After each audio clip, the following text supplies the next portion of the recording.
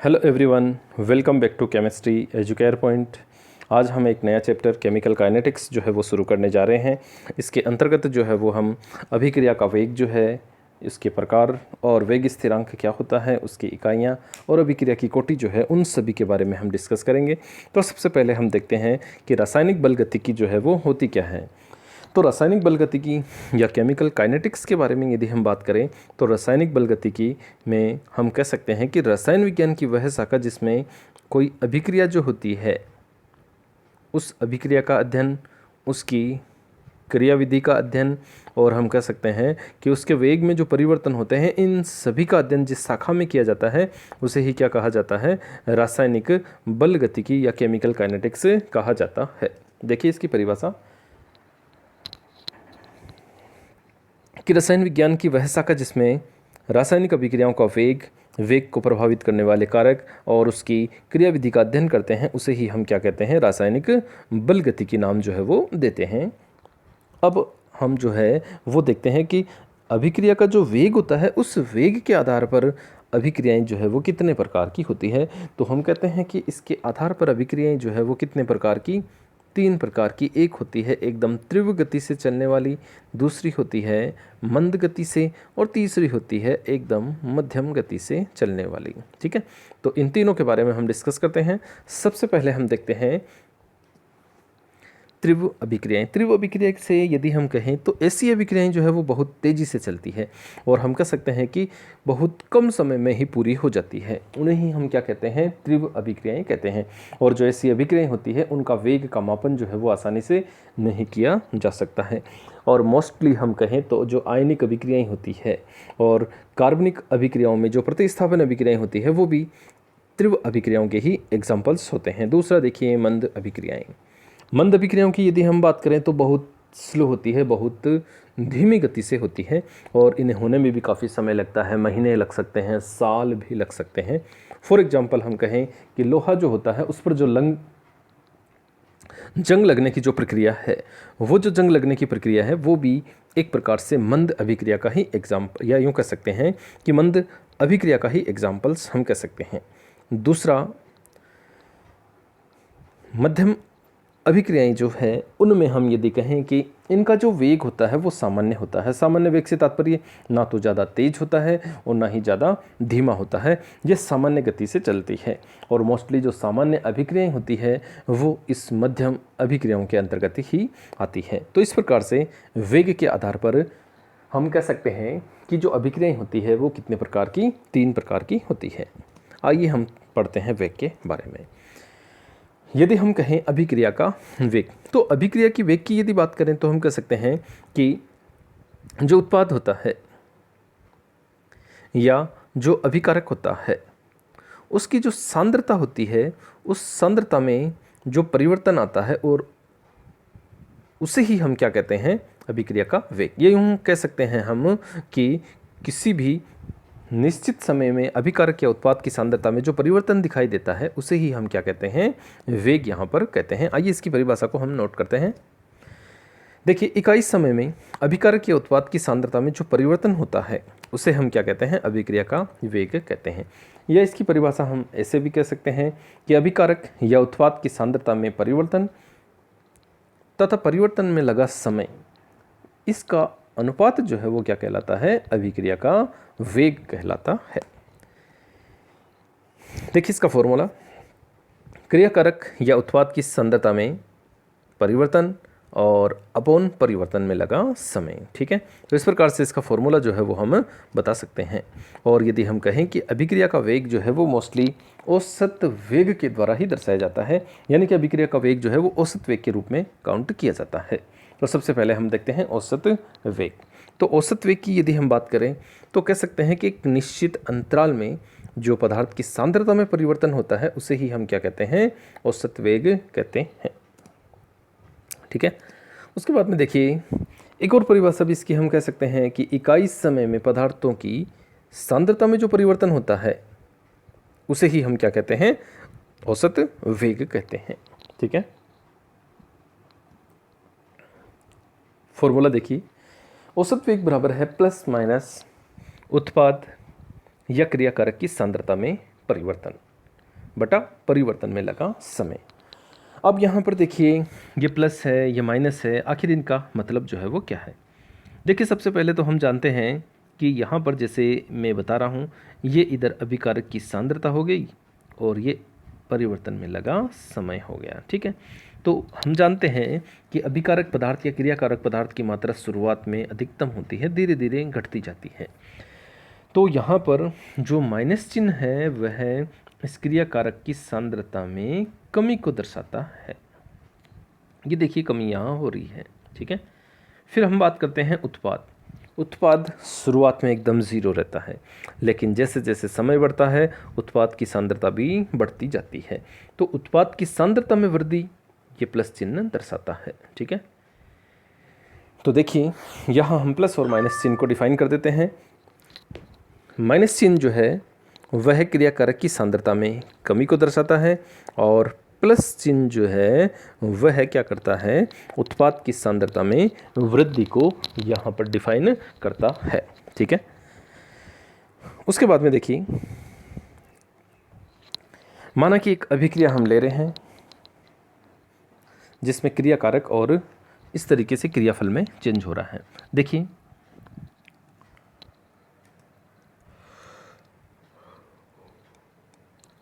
यहाँ R से तात्पर्य है क्रियाकारक यानी कि रिएक्टेंट और P से तात्पर्य है क्रियाफल यानी कि प्रोडक्ट।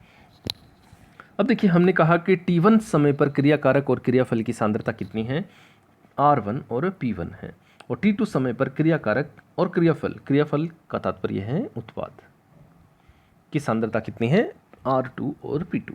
तो यदि हम कहें कि समय परिवर्तन या समय अंतराल डेल्टा T बराबर क्या हो गया, T2 माइनस T1 कह सकते हैं। क्रियाकारक की सांद्रता में परिवर्तन R2 माइनस R1 कह सकते हैं, और उत्पाद की सांद्रता में परिवर्तन यदि हम कहें तो डेल्टा P बराबर हो जाता है P2 माइनस P1। ठीक है, तो इस तरीके से हम ये बता सकते हैं। अब यहाँ पर औसत वेग देखिए, सबसे पहले हम क्रियाकारक के लिए देखते हैं। तो क्रियाकारक के लिए हम कहते हैं कि सांद्रता में परिवर्तन, ये परिवर्तन रहा डेल्टा R बटा परिवर्तन में लगा समय, ये डेल्टा T।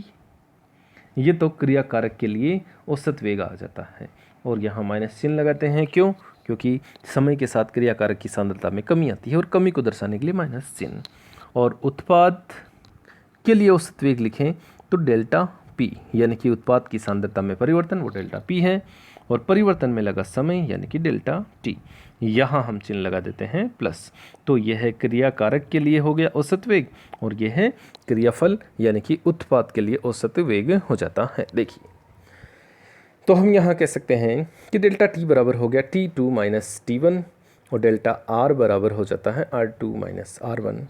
डेल्टा R क्या है यहाँ पर, अभिकारक की सांद्रता में परिवर्तन, और डेल्टा P क्या है, उत्पाद की सांद्रता में परिवर्तन यानी कि P2 माइनस P1। ये हम यहाँ पर आपको बता सकते हैं।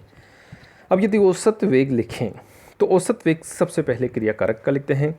तो क्रियाकारक का लिखेंगे तो हम क्या कहेंगे, फॉर्मूले के अकॉर्डिंग क्रियाकारक की सांद्रता में परिवर्तन यानी कि डेल्टा R अपन परिवर्तन में लगा समय यानी कि डेल्टा T। तो delta R upon delta T, ये माइनस चिन्ह आ गया क्रियाकारक के लिए। ठीक है, क्रियाकारक की सांद्रता में परिवर्तन अपॉन परिवर्तन में लगा समय। फिर उत्पाद का देखें तो उत्पाद की सांद्रता में परिवर्तन यानी कि डेल्टा P, ये डेल्टा P, और परिवर्तन में लगा समय यानी कि डेल्टा T, ये डेल्टा T, और ये प्लस का चिन्ह यहाँ हम इस तरीके से नोटिफाई कर देते हैं।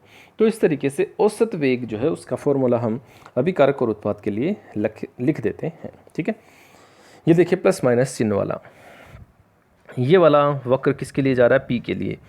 उत्पाद की सांद्रता समय के साथ बढ़ रही है इसलिए चिन्ह प्लस आता है, और अभिकारक की सांद्रता समय के साथ घट रही है R, ये R के लिए, तो यहाँ चिन्ह क्या आ गया, माइनस आ गया। ठीक है, तो इस तरीके से इस वक्र के थ्रू भी हम पदार्थ की सांद्रता बढ़ती और घटती है वो समझा सकते हैं। ठीक है, अब औसत वेग का वक्र हम देखते हैं अभिकारक और उत्पाद दोनों के लिए। सबसे पहले देखिए ये वक्र जो है वो इसको हम समझते हैं।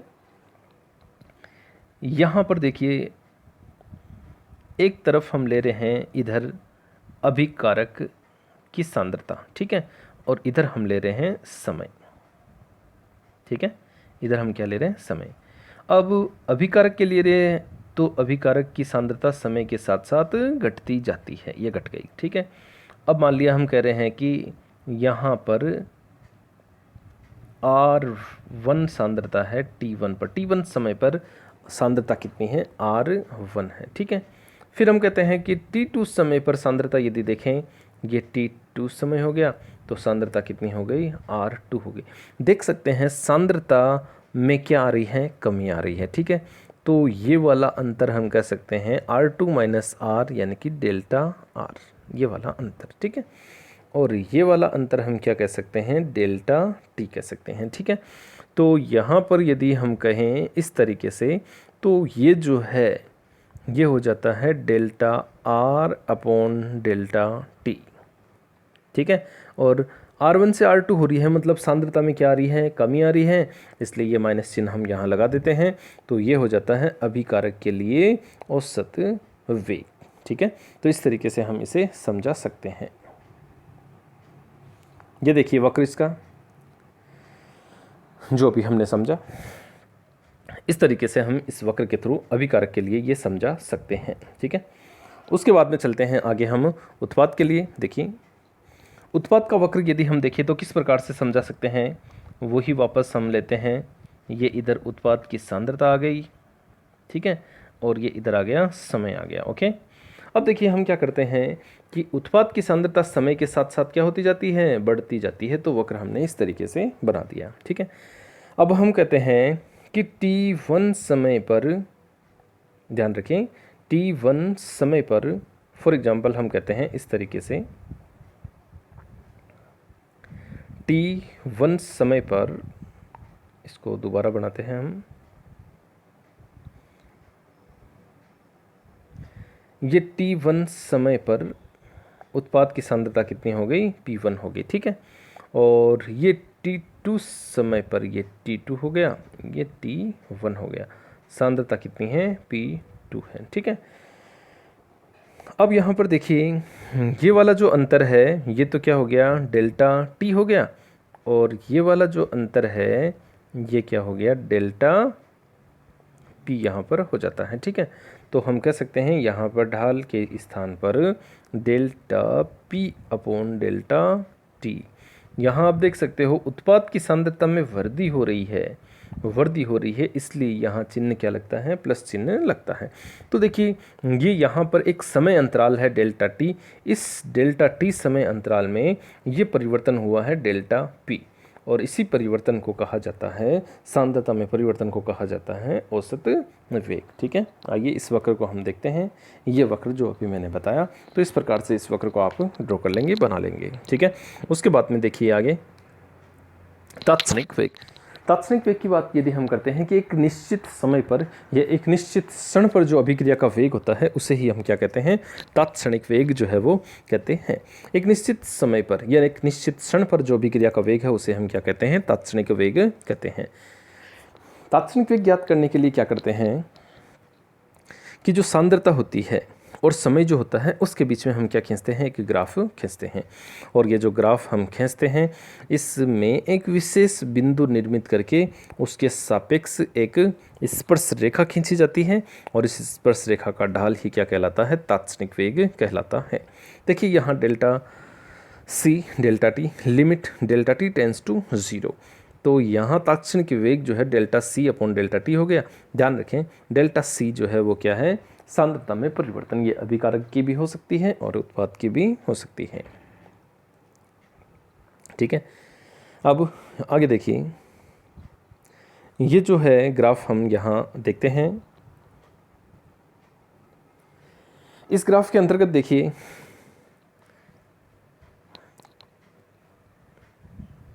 यहाँ पर जैसे ये सांद्रता दे रखी है, ठीक है, इस साइड में ये सांद्रता हो गई और इस साइड में क्या हो गया, समय हो गया, ठीक है।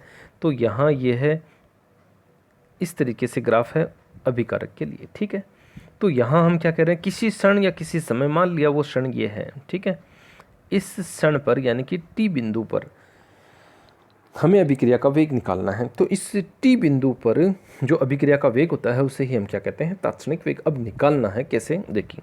तो सबसे पहले हम क्या कहते हैं कि ये जो रेखा हमने, ये जो बिंदु हमने खींचा, इस बिंदु के सापेक्ष एक स्पर्श रेखा खींच ली जाती है और स्पर्श रेखा खींचकर इस तरीके से इसे बता दिया जाता है। और ये जो स्पर्श रेखा का ढाल होता है यही यहाँ पर कहता है D R upon D T. ठीक है, ये D R upon D T जो है ये तात्क्षणिक वेग को बताता है। ये तो अभिकारक के लिए हो गया। ठीक है, अब उत्पाद के लिए यदि मैं कहूँ तो वापस वही वक्र बनेगा। यह है उत्पाद की सांद्रता में कमी होती जाती है। ठीक है, वापस वही क्षण, ये क्षण रहा। ठीक है, इस क्षण पर, ठीक है, इस क्षण पर हमें देखना है वेग। तो इस क्षण पर जो वेग है वो तात्क्षणिक वेग। अब ज्ञात कैसे करना है, देखिए ये बिंदु लिया, जिस बिंदु पर हमें देखना है उस बिंदु के सापेक्ष स्पर्श रेखा खींची और ये जो स्पर्श रेखा का ढाल आया ये ढाल हो जाता है D P upon D T. P कैसे आ गया, उत्पाद है और ये चिन्ह आ गया प्लस का। ठीक है, तो इस तरीके से हम यह अभिकारक और उत्पाद के लिए तात्क्षणिक वेग का वक्र जो है वो बता सकते हैं। यह किसके लिए है, अभिकारक के लिए है। ठीक है, उसके बाद में देखिए आगे, यहाँ यदि हम कहें कि उत्पाद और अभिकारक दोनों के लिए, तो आर मतलब है अभिकारक के विलुप्त होने का वेग है, delta R upon delta T, ये माइनस चिन्ह है। पी मतलब उत्पाद के बनने का वेग, तो delta P upon delta T. अब यदि हम कहें कि अभिकारक के विलुप्त होने का वेग और उत्पाद के बनने का वेग दोनों क्या रहते हैं, बराबर रहते हैं, तो हम इन दोनों को इस तरीके से बराबर बता सकते हैं कि अभिकारक के विलुप्त होने का वेग और उत्पाद के बनने का वेग दोनों क्या रहते हैं, समान। यानी कि delta R upon delta T ये बराबर होता है किसके, delta P upon delta T के बराबर होता है। तो उत्पाद के बनने का और अभिकारक के विलुप्त होने का दोनों वेग क्या रहते हैं, समान रहते हैं। ठीक है, तो यहाँ हम इनकी वेग और इनकी स्टोइक्योमेट्री जो है उनके बीच में संबंध जो है वो यहाँ देखेंगे। देखिए एक समीकरण है। अब इस समीकरण के लिए हमको यदि ये वाली बात लिखनी है तो कैसे लिखेंगे कि सबसे पहले इसको डी नहीं, हम डेल्टा लिखते हैं, delta A upon delta T, ये तो अभिकारक के विलुप्त होने का हो गया इसलिए माइनस, बराबर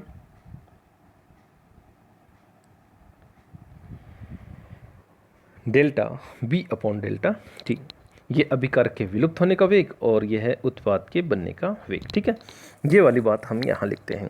लेकिन यहाँ पर ये जो इसका स्टोइक्योमेट्री गुणांक 2 है, ये 2 यहाँ पर 1/2 करके लिखा जाता है। ठीक है, तो ये इसका स्टोइक्योमेट्री गुणांक यहाँ हो जाता है और इस तरीके से अभिक्रिया के वेग को हम बता सकते हैं। ठीक है, देखिए इसको एक समीकरण के माध्यम से हम समझते हैं।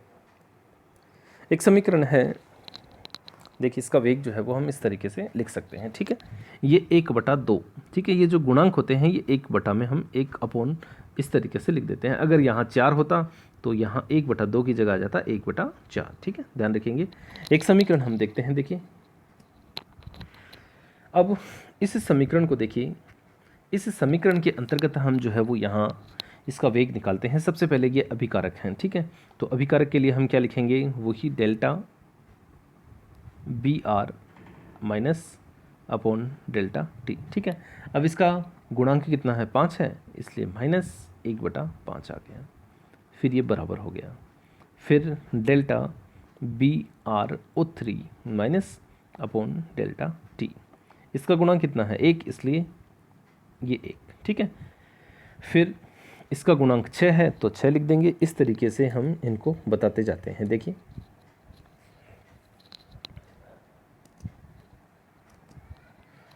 ये इस तरीके से, सबसे पहले देखिए बी आर माइनस, इसका गुणांक 5 है इसलिए हमने इसको 1/5 लिख दिया। ठीक है, माइनस चिन्ह चलेगा क्योंकि अभिकारक है।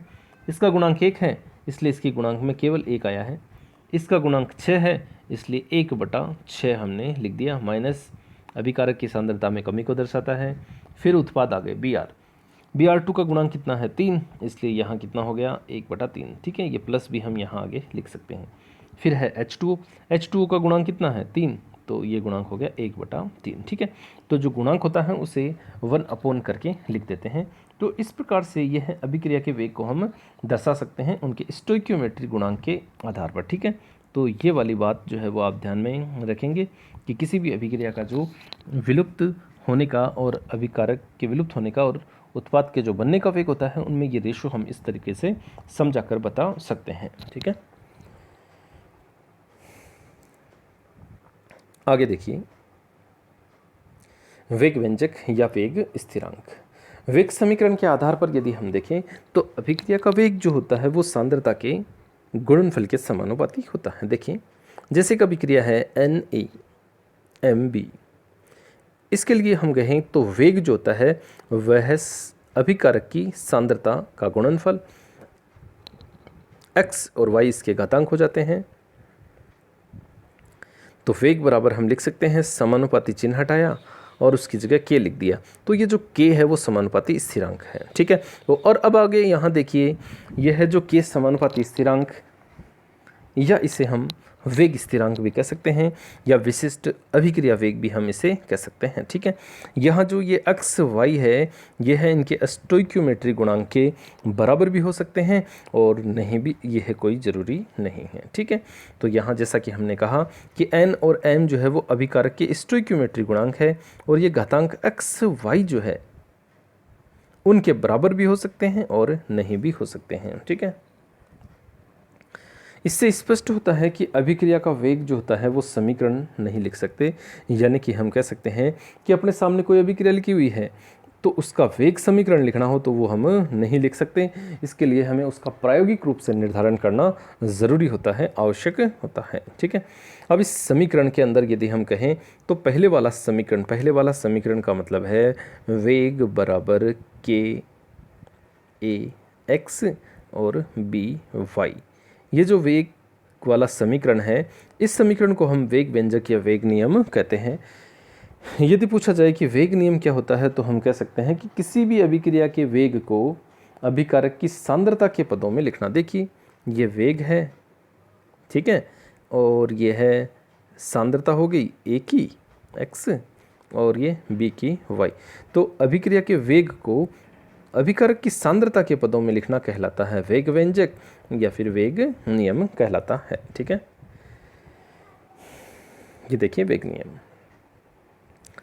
अब यदि हम कहें कि क्रियाकारक की सांद्रता को 1 मान ले तो इस स्थिति में जो अभिक्रिया का वेग होता है वो क्या कहलाता है, वेग स्थिरांक कहलाता है। और वेग स्थिरांक को ही हम क्या कहते हैं, विशिष्ट अभिक्रिया वेग कहते हैं। देखिए, ये वेग हो गया, ठीक है, और ये यहाँ पर हो गया k, ये Ax, ये By। अब यह और यह यानी कि A और B जो है इनका मान तो कितना हो गया, 1 हो गया। तो अभिक्रिया का वेग किसके बराबर हो गया, k के बराबर हो गया। तो यहाँ अभिक्रिया का वेग जो है वो वेग स्थिरांक कहलाता है और वेग स्थिरांक जो है उसे हम विशिष्ट अभिक्रिया का वेग कहते हैं। ओके, ये बात हम यहाँ अच्छी तरीके से समझ सकते हैं। ठीक है, फिर देखिए वेग स्थिरांक की इकाई। अब वेग स्थिरांक के लिए हम यहाँ पर एक अभिक्रिया का एग्जाम्पल लेते हैं, N1A N2B। अब इस अभिक्रिया के लिए यदि हम कहें तो अभिक्रिया का वेग जो है वो समानुपाती हो गया, अभिक्रिया का वेग समानुपाती हो गया किसके, वेग समानुपाती हो गया किसके, Ax और By। ध्यान रखें x y N1 N2 समान हो सकते हैं और नहीं भी। तो अभिक्रिया का वेग जो है वो यहाँ पर इस तरीके से हम बता सकते हैं कि k समानुपाती स्थिरांक या वेग स्थिरांक हम कह सकते हैं। अब हमें जो है वो k बराबर लिखना है, तो हम देखिए यहाँ क्या कह सकते हैं कि k बराबर आ जाएगा वेग अपॉन Ax और By लिख सकते हैं। तो यहाँ पर देखिए हमें k की इकाई निकालनी है और वेग जो है, वेग की इकाई क्या होती है, वेग की इकाई क्या होती है, सांद्रता बटा समय। वेग बराबर यही तो होता है, सांद्रता में परिवर्तन और परिवर्तन में लगा समय, सांद्रता अपॉन समय। तो यहाँ वेग की जगह मैं लिख देता हूँ k बराबर सांद्रता अपॉन समय, ठीक है। नीचे a, ये सांद्रता ही है इसलिए सांद्रता x, और b भी सांद्रता है इसलिए y। ये इस प्रकार से हम लिख सकते हैं। अब देखिए सांद्रता जो है इसको हम दर्शाते हैं किसमें, मोल प्रति लीटर में, ठीक है। और समय को किस में दर्शाते हैं, सेकंड में दर्शाते हैं, ठीक है। तो यहाँ पर ये वाले मान हम रखते हैं, सांद्रता की जगह मोल प्रति लीटर और इसकी जगह सेकंड, मोल प्रति लीटर और सेकंड, ठीक है। देखिए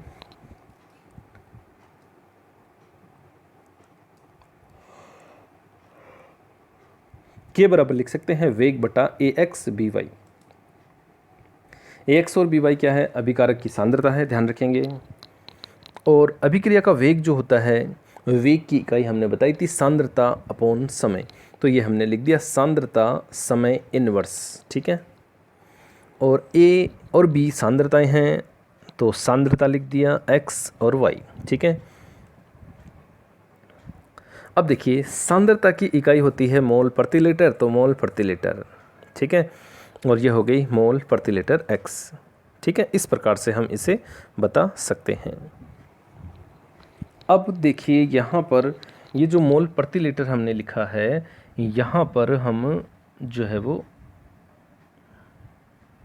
सेकंड इन्वर्स जो है वो भी लिख सकते हैं, ठीक है, सेकंड इन्वर्स। उसके बाद में देखिए x प्लस वाई घातांकों का योग है, और घातांकों का योग क्या कहलाता है, अभिक्रिया की कोटि कहलाता है। अभी हम देखेंगे अभिक्रिया की कोटि भी। अब देखिए k बराबर क्या हो गया, मोल प्रति litre 1 minus n second inverse. ये कैसे आया, देखिए यहाँ पर देखिए k बराबर क्या है, मोल लीटर इनवर्स, इसकी घात कितनी है, 1 है, ठीक है। और ये हो गया सेकेंड इनवर्स। और नीचे देखिए ये x प्लस वाई जो है वो क्या हो गया, n हो गया। तो यहाँ हम लिखते हैं मोल लीटर इनवर्स, इसकी घात n, यही तो बचा नीचे। अब ये है litre inverse x plus y, हमने मान लिया n, तो घात हो गई n। अब ये घात n वाला जब ऊपर जाएगा तो यहाँ क्या हो जाएगा, k बराबर मोल लीटर इनवर्स और 1 माइनस n और सेकेंड इनवर्स, ठीक है। तो ये 1 माइनस n और सेकेंड इनवर्स, ये है वेग स्थिरांक की इकाई है।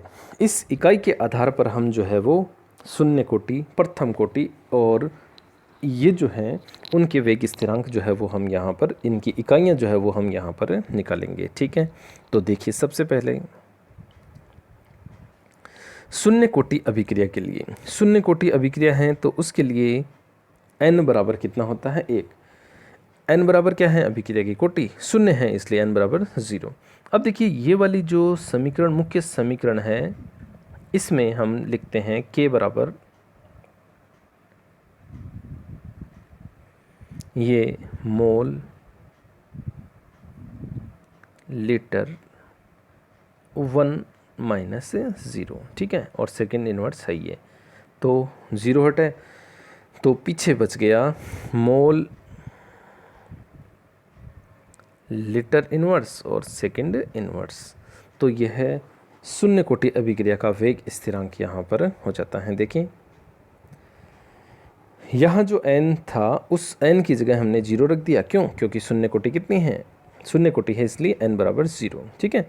तो 1 माइनस 0 यानी कि 1, तो यहाँ पर इसकी घात 1 हो गई, तो मोल लीटर इनवर्स और सेकेंड इनवर्स, ठीक है। तो आप यह जो है वो ध्यान में रखेंगे, एक तो आप इसे याद रखेंगे, ठीक है, और एक जो है वो आप इसको याद रखेंगे, यानी कि यह जो इकाई आई है, ठीक है, यह जो इकाई है इसे आप अच्छी तरीके से याद रखेंगे। शून्य कोटि के लिए वेग स्थिरांक की इकाई है mole litre inverse second inverse. ठीक है, अब देखिए प्रथम कोटि के लिए हम जो है वो इकाई इसकी निकालते हैं। तो प्रथम कोटि के लिए यदि हम कहें तो n बराबर होता है 1। तो अपना जो फॉर्मूला है k बराबर mole litre inverse 1 minus n। ठीक है, 1 माइनस n। तो यहाँ n की जगह हम क्या रख देते हैं, 1 रख देते हैं। तो 1 माइनस 1 1 माइनस 1 यानी कि 0। तो k बराबर मोल लीटर इनवर्स और 1 माइनस 1 यानी कि 0, ये घात हो गई 0 और इधर हो गया ये सेकंड इनवर्स। तो किसी की घात 0 होती है, इसका मतलब उसका मान कितना है, 1। तो k बराबर ये तो वैल्यू कितनी हो गई, 1 और पीछे बच गया सेकंड इनवर्स। तो प्रथम कोटि की इकाई कितनी हो गई, सेकंड इनवर्स हो जाती है। ठीक है, ये देखिए इस प्रकार से हम बता सकते हैं प्रथम कोटि की इकाई कितनी हुई, सेकंड इनवर्स। आप याद रखेंगे प्रथम कोटि के लिए वेग स्थिरांक की इकाई होती है सेकंड इनवर्स। अब द्वितीय कोटि, तो द्वितीय कोटि के लिए हम क्या कहेंगे कि k बराबर मोल, ठीक है, और ये लीटर इनवर्स और 1 माइनस n है, n की जगह हो जाएगा 2 और सेकंड इनवर्स। ठीक है, अब यहाँ पर घात हो जाती है मोल लीटर इनवर्स, घात है -1 क्योंकि 1 माइनस 2 यानी कि -1 हुआ। अब ये माइनस तो इसके लग जाएगा और एक माइनस इसके, तो ये माइनस माइनस तो प्लस हो गया। तो इकाई क्या हो गई, मोल इनवर्स और लीटर और ये हो गया सेकंड इनवर्स। ठीक है, तो ये इकाई किसकी हो जाती है, द्वितीय कोटि के लिए हो जाती है। देखिए इसे n की जगह क्या आ गया, 2 आ गया और फिर इसे जब सोल्व करते हैं तो इस तरीके से यह इकाई आ जाती है। तो द्वितीय कोटि के लिए वेग स्थिरांक की इकाई होगी मोल इनवर्स लीटर और सेकेंड इनवर्स। यह इकाई भी आप याद रखेंगे शून्य कोटि और प्रथम कोटि दोनों के लिए। ठीक है, तो इस प्रकार से शून्य कोटि, प्रथम कोटि और द्वितीय कोटि की जो मुख्य वेग स्थिरांक की इकाइयाँ होती है वो आप अच्छी तरीके से याद रखेंगे, जो अक्सर पूछी भी जाती हैं। उसके बाद में हम आगे देखते हैं अभिक्रिया की कोटि। देखिए अभिक्रिया की कोटि क्या होती है, कोई भी अभिक्रिया का जो वेग नियम व्यंजक होता है उसमें जो अभिकारक की सांद्रताओं का घातांक होता है उनका योग क्या कहलाता है, अभिक्रिया की कोटि कहलाता है। फॉर एग्जांपल एक अभिक्रिया हम लेते हैं NaMb उत्पाद। तो अब यदि इसके लिए हम यदि कहें यहाँ पर कि dx/dt, ये हो गया अभिक्रिया का वेग, सांद्रता में परिवर्तन बटा परिवर्तन में लगा समय, तो बराबर हो गया KAX गुणा AN और BM। तो यहाँ पर इसका घातांक एक तो n है और एक क्या है, m है। तो इन दोनों घातांकों का योग जो है वो ही क्या कहलाती है, अभिक्रिया की कोटि कहलाती है। ठीक है, तो अभिक्रिया के अंदर अभिकारक की जो सांद्रताएं होती हैं उनके घातांकों का योग उसकी कोटि या अभिक्रिया की कोटि कहलाती है। ठीक है, देखिए कितनी होगी, n प्लस m, तो ये घातांकों का योग, ये इसकी कोटि कहलाती है। अभिक्रिया की कोटि 0 भी हो सकती है, अभिक्रिया की कोटि 1 भी हो सकती है, 2 भी हो सकती है और 3 भी हो सकती है। इसके अलावा इसकी कोटि भिन्नात्मक भी हो सकती है, यानी कि 1/2 है, 1/4 है, 1/3, 1/8, 2/5, यानी कि भिन्नात्मक भी अभिक्रिया की कोटि हो सकती है। तो इस प्रकार से अभिक्रिया की कोटि को हम बता सकते हैं। तो इस तरीके से इस आज के लेसन में हमने अभिक्रिया के वेग में औसत वेग और तात्क्षणिक वेग को वक्र के द्वारा समझा और वेग स्थिरांक जो होता है उसकी इकाइयाँ हमने देखी और जो अभिक्रिया की कोटि होती है उसको भी हमने अच्छी तरीके से समझा। आशा करता हूँ आपको ये वीडियो जो है वो पसंद आएगा और यदि आपने हमारे चैनल को सब्सक्राइब नहीं किया है तो चैनल को सब्सक्राइब ज़रूर करें और बेल आइकन ज़रूर दबाएं ताकि आने वाला लेटेस्ट वीडियो जो है उसका नोटिफिकेशन आपको मिल सके। Thank you.